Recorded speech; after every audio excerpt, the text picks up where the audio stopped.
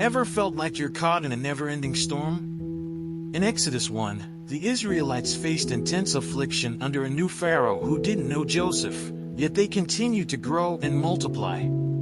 This powerful narrative shows us that even in our darkest moments, God's presence and purpose are unwavering. It's a reminder that our struggles are often the very soil where our growth is nurtured, and God's protection and purpose are at work, even when we can't see it. Dive into this chapter to uncover how your challenges might be setting the stage for something greater, just as the Israelites' trials paved the way for their ultimate deliverance. So, let's read the chapter together. These are the names of the sons of Israel who went to Egypt with Jacob, each with his family: Reuben, Simeon, Levi, and Judah, Issachar, Zebulun and Benjamin, Dan and Naphtali, Gad and Asher. The descendants of Jacob numbered 70 in all. Joseph was already in Egypt. Now Joseph and all his brothers and all that generation died. But the Israelites were exceedingly fruitful. They multiplied greatly, increased in numbers, and became so numerous that the land was filled with them. Then a new king, to whom Joseph meant nothing, came to power in Egypt. "Look," he said to his people, "the Israelites have become far too numerous for us. Come, we must deal shrewdly with them, or they will become even more numerous, and, if war breaks out, will join our enemies, fight against us, and leave the country." So they put slave masters over them to oppress them with forced labor, and they built Pithom and Ramesses as store cities for Pharaoh.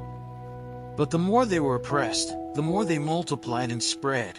So the Egyptians came to dread the Israelites and worked them ruthlessly. They made their lives bitter with harsh labor in brick and mortar and with all kinds of work in the fields. In all their harsh labor the Egyptians worked them ruthlessly.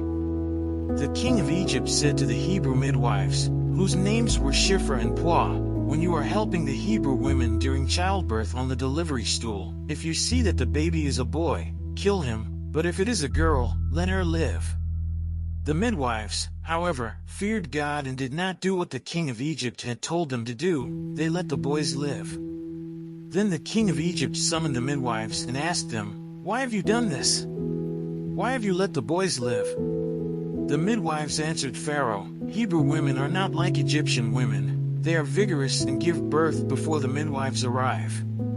So God was kind to the midwives, and the people increased and became even more numerous. And because the midwives feared God, he gave them families of their own. Then Pharaoh gave this order to all his people, "Every Hebrew boy that is born you must throw into the Nile, but let every girl live."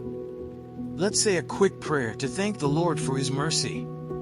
But first, if this message resonated with you, don't forget to hit that subscribe button and turn on notifications.